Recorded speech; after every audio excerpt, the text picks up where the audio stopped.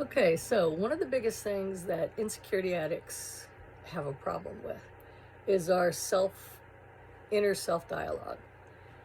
We're constantly putting ourselves down. That's one of the hardest things to kick because we enjoy it. We can bully someone because we're used to being bullied. And then we feel like cowards because the only people we can bully is ourselves. And other people's opinions mean more to us than our own. So, case in point, when I was a waitress, we had this barking, snarling dog of a businessman who was giving lectures, like a talk to these obviously terrified young interns or whatever. He had a big table, and I was waiting on them. And he was just yelling at them, that being mean is the way and cruelty is the way to make power, and you got to do it like this, you got to do it like that, rah, rah, rah. And you're nothing but a coward or a pussy if you don't, attack people all the time. So I brought their food and I laid it all out, and this one lady said, "Oh, can I get extra tartar sauce for this? I asked for extra tartar sauce." And I said, "Oh, I'm sorry, I'll get it for you." And the guy just shoves his finger in my face and he goes, "Never apologize. It's a sign of weakness."